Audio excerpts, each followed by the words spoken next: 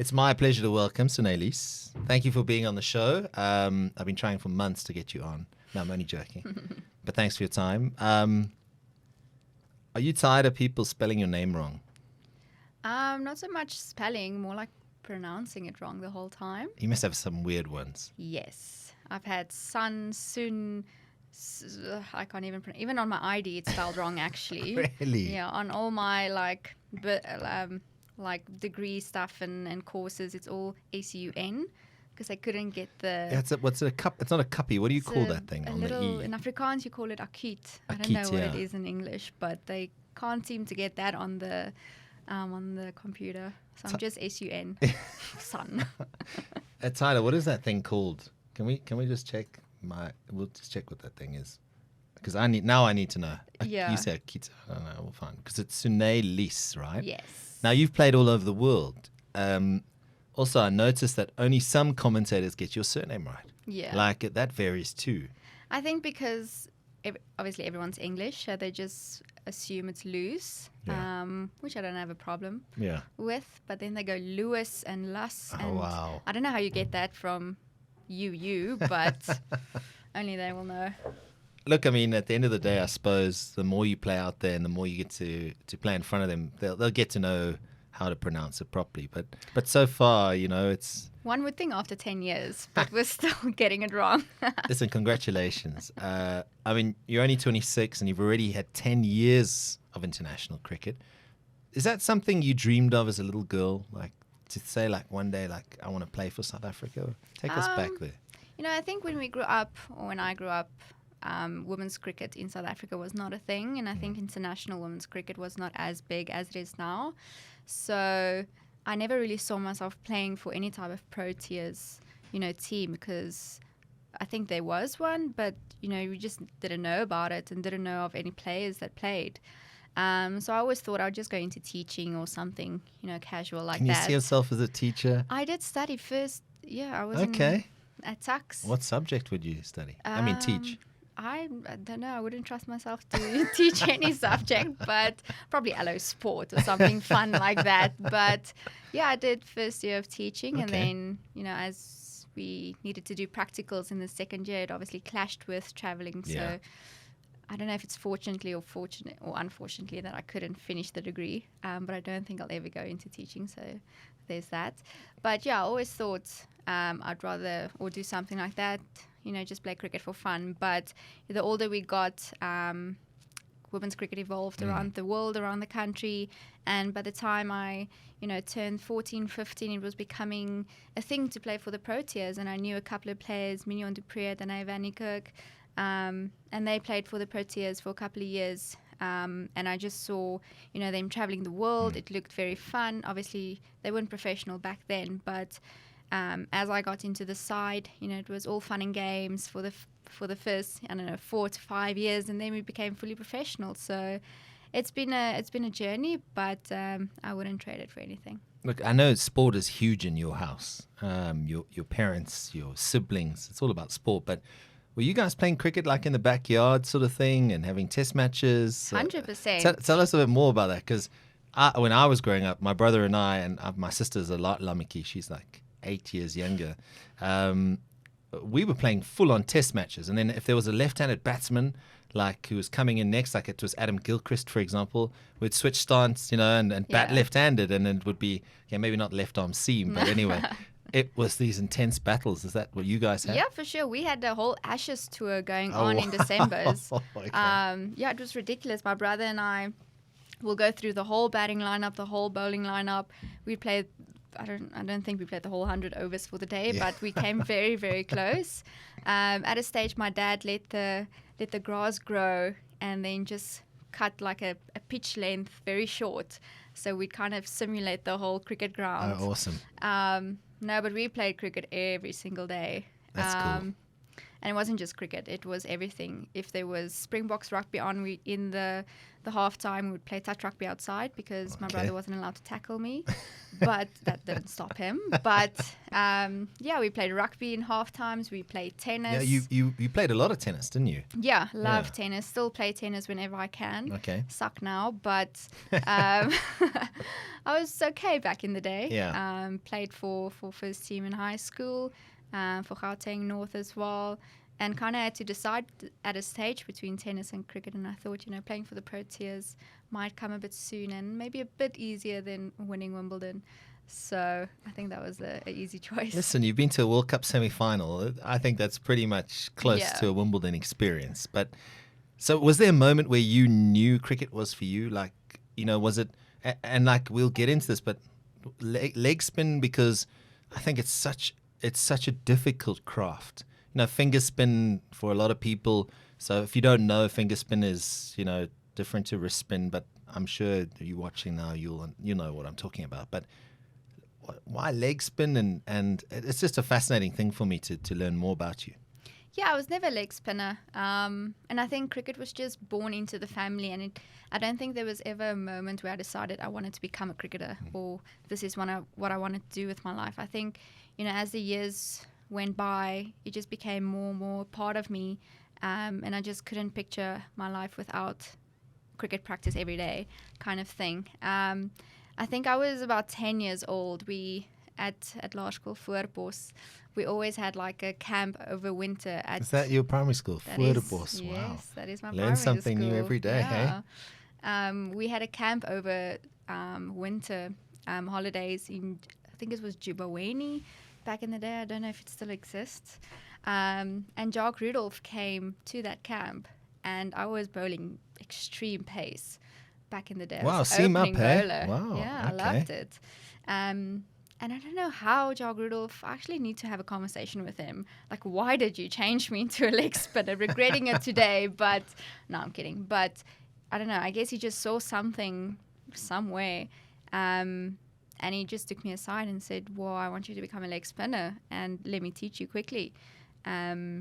And I think, it was a pretty natural, and he said, let's just go with it. Jeez. Yeah, so I think I've been bowling leg spin since 10 years old. Because he was also a leggy left arm, a phenomenal cricketer. Yeah. Big shout out. I was a huge fan, still am. Yeah, for sure. If we can find him wherever he is in Africa at the moment. Yeah, just ask him. Fishing or whatever he's doing. Yeah, don't know. Adventuring. But I think that the leg spin is such a unique craft because it's a wicket-taking... leg spinners are wicket takers. They're not...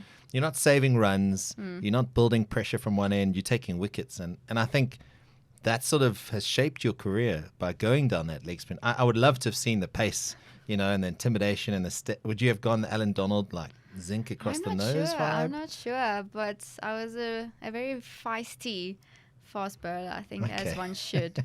But no, occasionally I still throw, a little quick one in between. Yeah. Try to york the batters, try to get some pace behind it. And normally in my warm-ups, the first 3 or 4 balls are normally a small run-up, getting pace into the ball just to try and finish the action and then getting into leg spin. Shabnam should watch out here. No, for sure. Okay. Yeah, 100%. Give her a run for her money. 100%. All right, so 10 years old, you learn this art. I call it leg spin an art. It really is. Yeah. And from there, were you already in love with cricket, or was it something that you were like, now I'm obsessed?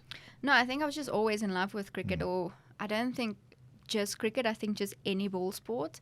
I would just, whatever, somewhere, like if there's just a game going on, I would just join. And I think I just grew up, liking sport and doing everything and being outside. Fortunately, cricket gave me more opportunities than other sports. And it also became very fun to play with the boys and bruise some egos. And I think I fell in love with that part of cricket, just to upset a few parents and a few boys as well. But no, it's just always been cricket since I can remember. So I don't think there was ever just a moment where I said, okay, cool, this is what I want to do. Yeah. I think it just became a part of me and kind of a part of my identity just growing up, and it just grew me into the person I am, I think. And at your high school, did you then play? Was there cricket for girls, or did you have to play with the boys? Unfortunately not, and that's still a conversation for another day. But I played with the boys up until I was 16 years old. Okay. And I think, obviously boys grow a bit faster. Yeah. Balls come a bit quicker Yeah. and they hit a bit harder. But I still trained with the boys as often as I could. And then, just went on to playing with Northerns and in the female sides. And then when I got to university, I actually played with Tuck's third team with the boys. Just got in there every weekend. Just bowled to the guys. Obviously, they smashed a couple, but obviously got a couple of wickets in between as well, which was very satisfying. But I think playing with guys really helps ladies cricketers, and I feel like more girls should do it. Okay. To become, I don't want to say hard, but become a bit tougher as well. Yeah. I think that really helped me. Because there's always going to be banter. Yeah, for especially, sure.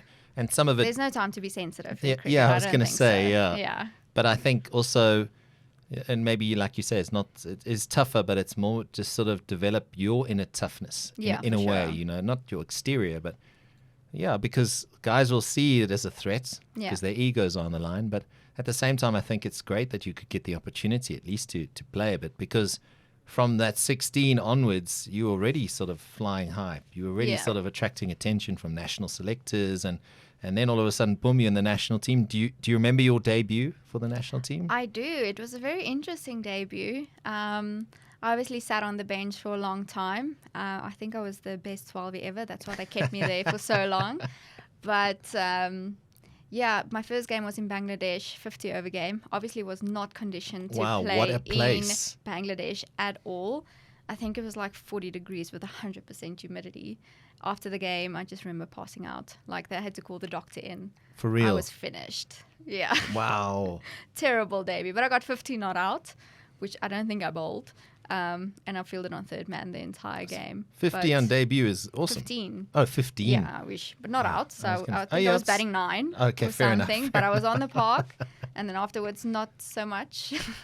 So back then, if you go back, the 10 years, the hotels you guys were staying in, the travel, that sort of thing, has that at least improved now to where you are today? I know there's professional contracts and you actually can earn a living from playing cricket, but back then it was very different. You were essentially playing for fun, for national pride. Yeah, for sure. I think we kind of just evolved from paying for yourself to travel overseas to at least CSA covering those costs. It wasn't business class back in the day. It was very much economy back there at the toilet seats. So like where I fly. Yeah. So, that. Unfortunately. Yeah, so it was pretty much there. The hotels weren't 5 stars or even 4 stars at times. But at least you were always safe. We got enough clothes. We were always sorted. You always had what you needed. Yeah. And then obviously as cricket grew and women's cricket grew in the country and international, a certain standard kicked in, which I think everything is kind of equal with the men at the moment, which is very good for us. Okay. Well, I mean, I'm really glad to hear that things have evolved, because you guys have played in more World Cup semi-finals than the men have, let's be honest. And I still think, and I'm probably going to get in trouble for saying this, look, we've got a wonderful men's team. There's obviously a few things that are not quite working at the moment. But I've got the feeling like between the two of you, you guys almost have a slightly better chance of going on and reaching a final at this point in time. Yeah, for sure. And with the World Cup next year on home soil, that's a huge opportunity. Yeah, for sure. It's very exciting to have the World Cup here. We'll see what happens to a couple of fitness tests and injuries and recovering and all that. But hopefully we'll have our strongest team on the park for the entire World Cup. And I think when we have our strongest team, we have a very, very good chance of being in that final, if not winning. We're some talented players, we really do. But playing in a World Cup is a different kettle of fish. I mean, you've had a few now that you've been in. What makes it so different to like an international series? I mean, and you've got 198 games for South Africa. 200's coming up. That's a big one. What makes it different in your opinion? I think nowadays they've introduced the group stages, or like different groups in World Cups, especially in the women's World Cups, are gone, and now you kind of have to play every single team, which I think is more fair because it truly shows the best team will then go, into the semi-final and then eventually into the final. And I think having that, every game becomes like a semi or final because you can't afford to lose one match. And I think that's putting a lot of pressure on a lot of teams as well because you really have to play your best cricket very consistently. So I think that's the ultimate test of a World Cup. You really want your best team in the world to win the World Cup.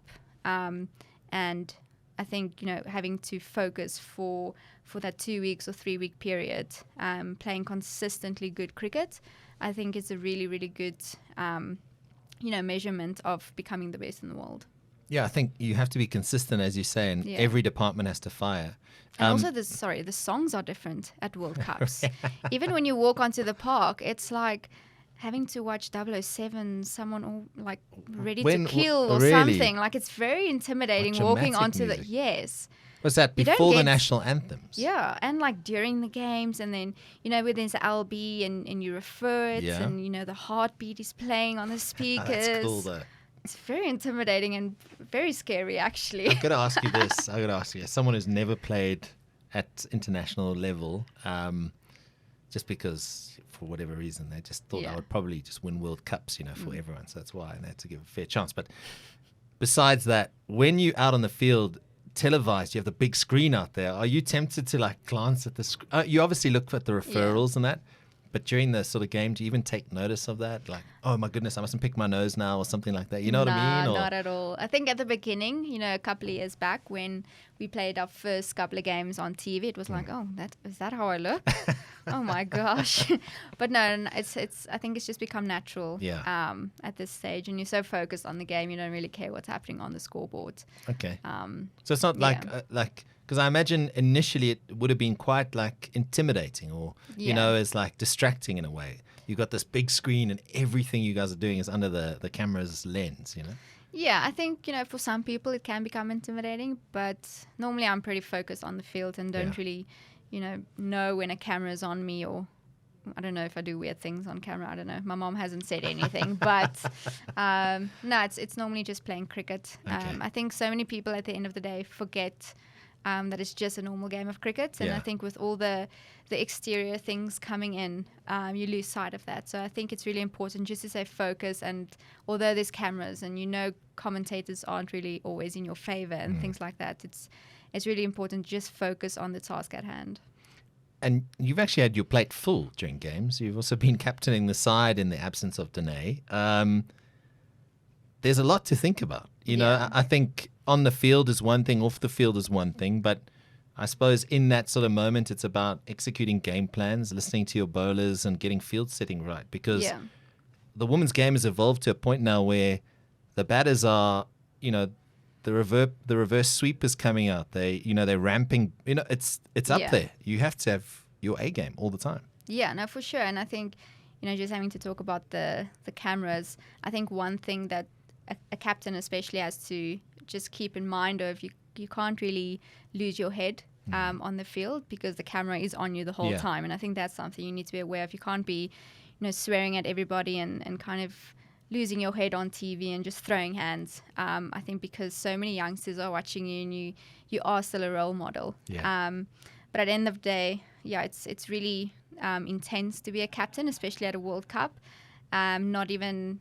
It's not just on-field stuff. It's really the off-field stuff as well that gets to you. But it's been an amazing experience to captain my country, and maybe in the future it become permanent. You never know. But for now, I'll take those experiences and learn from them and move forward. Speaking of one incredible experience, and I was like, as a cricket fan, and I'm a test match guy, I'm a purist when it comes to that. I know you love your test match cricket too, to watch, not to play. Yes, to watch, definitely. But still, a test match against England, it was history. I know it wasn't the first ever, right?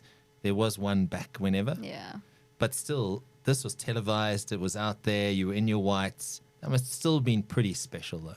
Listen, that was the weirdest capping ceremony we've ever had. We had 9 debutants, one guy giving a speech to all, and you just see caps being handed out, and you don't know what's happening. But no, it was an awesome experience to be handed that green baggie. If I would do it again, I'm not sure. I think I would much rather prepare for it. I think we only had a 3-day warm-up game to prepare for the test. It was the first time I picked up a red ball since primary school cricket. And the red ball does a lot, eh? No, it's especially when you're playing in England. Yeah. It was a They've duke. got fans shouting at you, giving you banter from the side. It's raining a little. You got it's bad banter light. from the fans. Of course, you're in England. Wow. It's okay. raining a little. It's bad light, but the umpires don't call bad light. Everyone is like next to you or behind you, just waiting for that edge to come. It was one of the most intense moments ever. Wow. And obviously after the first day, you get home, and we stayed at a really, really terrible hotel. We stayed at a Holiday Inn Express. Okay. So the rooms were probably smaller than this one. You had no bath to recover. So you got home. Did you say you can't have an ice bath or salt? Nothing. And then after that first day, you just go, wow, 4 days or 3 days left of this. Wow, yeah. Yeah, it was a very different experience. But I wish we were more prepared. Yeah.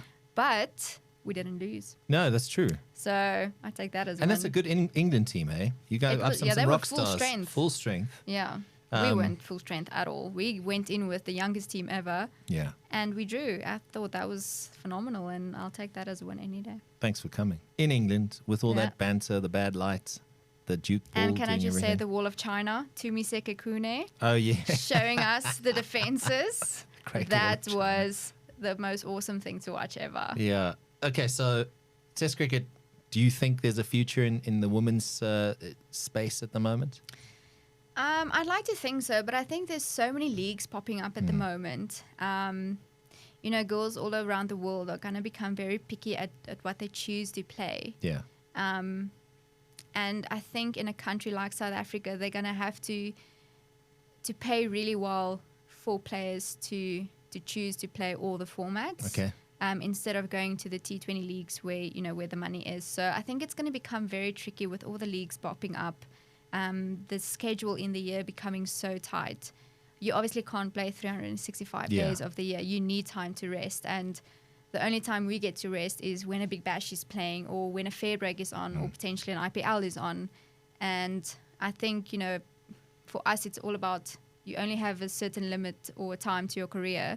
You have to make as much money as you possibly can. Of course. And I think that's the tricky part. And I think CSA is going to, if Test cricket becomes a thing at the international stage, I think CSA is going to have to sit down and create a strategy around that to keep the players here, and not for us to have to go to an IPL or have to go to a Big Bash to make that extra money. So it's going to become very tricky, but Test cricket is, like you said, the purest form of the game, and I would love to see more of it. I don't think it's going to be great if we only play one test match like every 3 years. Like, what's the point of that? It's an awesome experience, but how can we improve if there's only one game every 3 years or something like that? So it's going to become tricky, and you also have to then think about playing games domestically, test matches or 3-day matches domestically, and where do you fit that in as well with domestic players not being contracted, obviously having to work, go to school.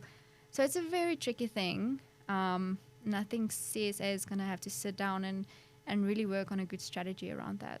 Yeah, it will be interesting because personally I see room for Test cricket, but like you say, it's a balancing act at the moment because you've played fair break, you've played so many different international leagues at the moment. Women's cricket's in a good space. I really feel like there's money going into women's cricket. They're marketing these events, and I think from the bits that you've told me, they look after you when you at like a fair break or a CPL, or because the IPL's next year, which is exciting. Pakistan even have a women's T20 competition. You're actually a bit sport for choice in a way if you're a top cricketer like yourself. Yeah, 100%. And I think it's you're going to have to choose what you do, like I said. And I think, next year we have a inbound tour January. We have the World Cup February. Then you have IPL and PSL the same time. March, you have fair break. April, that leaves you 2 months for international cricket to happen. Yeah. Then there's 100 straight after the CPL's happening. Then Big Bash is on. Then you still have to schedule in your international cricket. So where do you rest? But it's awesome actually to think about it, and that we are spoiled for choice, because I think 3 years ago we weren't, and you were craving to play more cricket. Yeah.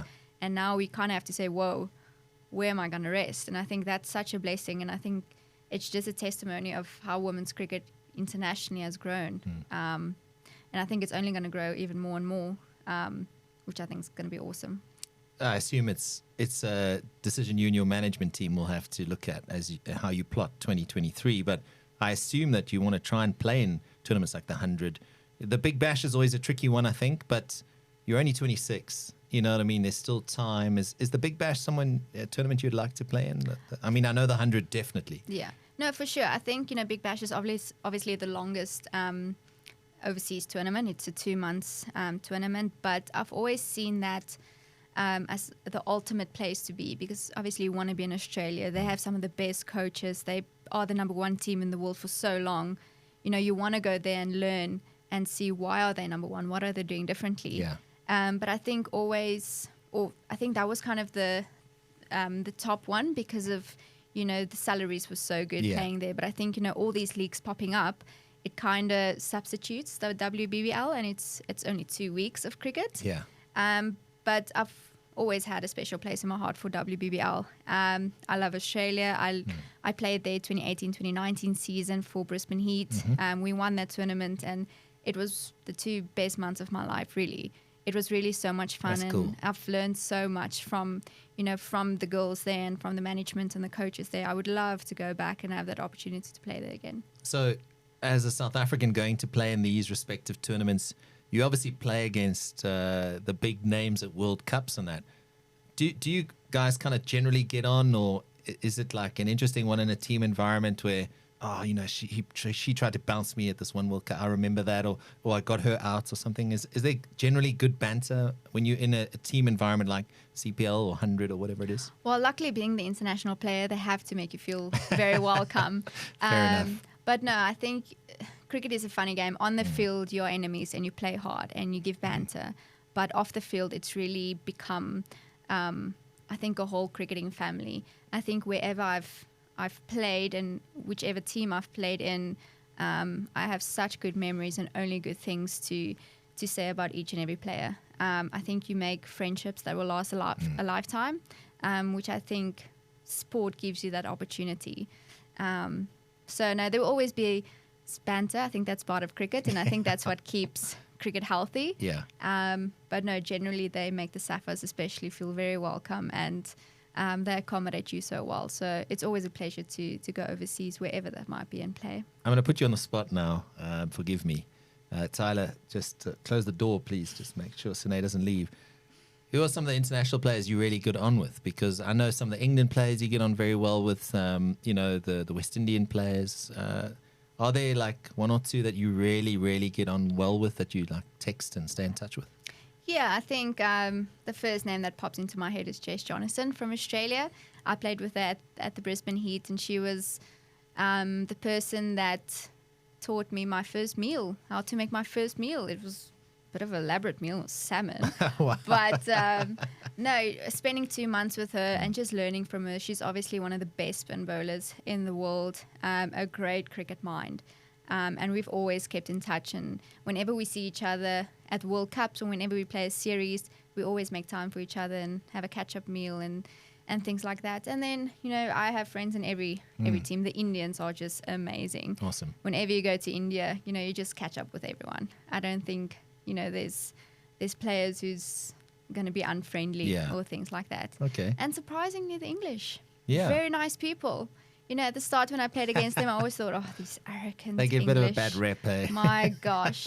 But the more you play with them, Yeah. and obviously playing for Lancashire Thunder and playing, in the leagues there, they're just very, very cool people. Sophie Eccleston is a person that most people think, what an idiot on the field. Like, she's so arrogant. Just competitive, eh? Yeah. Yeah. But off the field, what a nice human. Like, I've had to convince my mom about this because she's like, how can you be friendly? Look how she goes on the field. And I'm like, she's just very, very passionate. Yeah. Please have a conversation with her off the field and you'll learn that she's one of the kindest human beings you'll ever meet.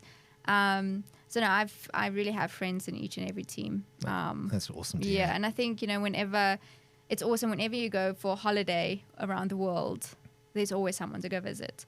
Especially having to play in that fair break tournament where all the non-associating countries played in.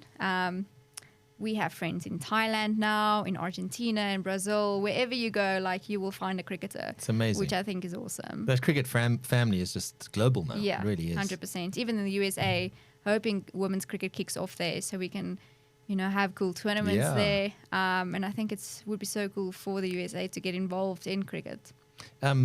It's this sort of growth, and it comes back to what you were saying about being a role model, because watching you guys playing in England during that series and then watching the World Cup, the English tend to have this father-daughter vibe at women's sport, and it's across football, rugby, cricket. They've obviously put a lot of money into it, but like, I just get that feeling like it's quite welcoming, and like the young girl sitting with her dad, England are playing you guys, they're looking up to you, even though you're on the opposing team, saying like, I want to be like that one day.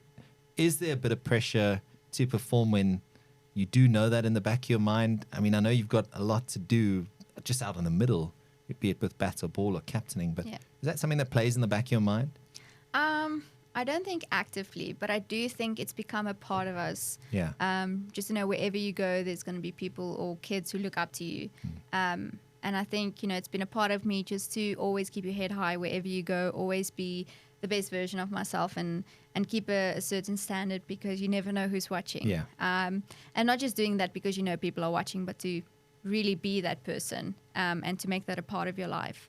So I think I've really installed some of that values in my own life, just to know that, wherever you go, you are a public figure, fortunately or unfortunately, however you take it. So it's not like 5 years ago where you walk around in the mall or, at Supersport Park watching a game and nobody knows who you are. Yeah. Like, it's reality now. People are going to recognize you. So how you conduct yourself wherever you are, whether it's on the cricket field, watching a game, being in the mall, wherever you are, people are watching you. So it's so important to conduct yourself in a manner that, just is a role model. Yeah. Everything just speaks, professionalism and, the way people can look up to you. So I think it's so important to really instill that values in yourself and just to make that a part of your life. So part of that is also your social media presence, right? Yeah. So keeping that clean, neat and tidy, there's a balance, because you want to sort of let people in, I imagine, a little bit to your private life. Yeah.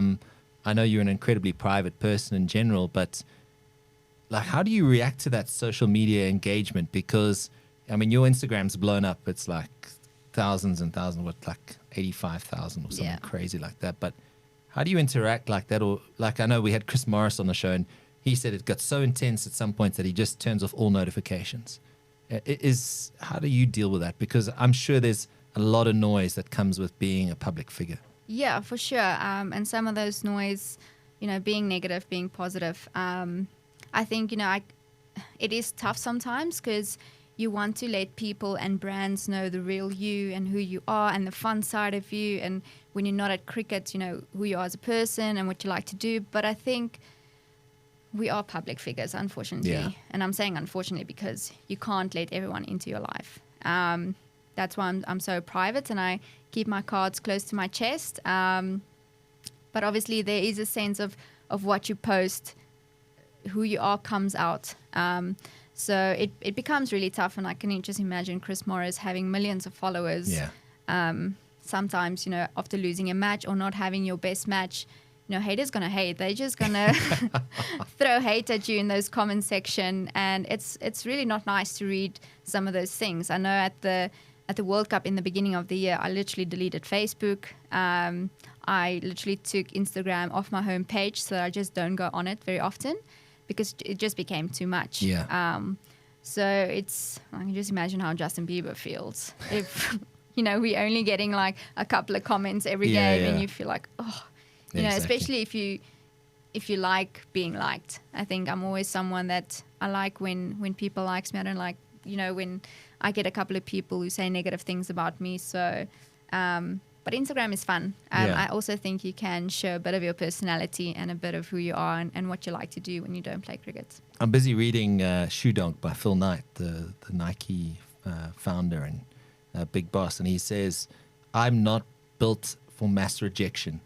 And I thought that was excellent because I think I'm similar like that. And I think as human beings, we like that in general. Sure. We're running out of time. So quick fire questions very quickly. Fastest bowler you've ever faced? Shubnam Ismail. Best spinner you've ever faced? Oh, Sophie Eccleston. Okay. Best batsman you've bowled to? That's over. Most satisfying innings that you've ever played? 37 against England at the World Cup this year. Best wicket that you've taken that you really felt like this is great? Oh, that's a good one. Probably my 6th wicket in New Zealand 2 years ago. Best ground you've ever played at? Newlands. A best international ground you've ever played at? I can't remember the name, but somewhere in India. Favorite food?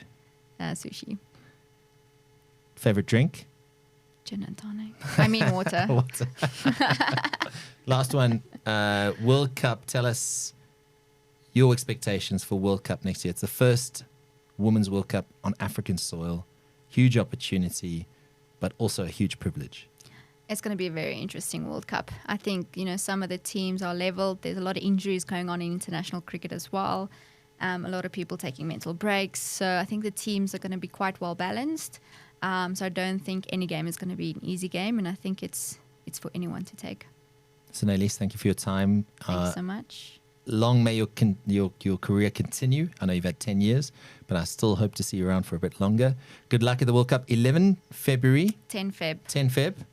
Sri Lanka. Sri Lanka. Newlands. Yeah, Newlands. It's going to be awesome. Good luck for that, and we wish you all the best. Thanks.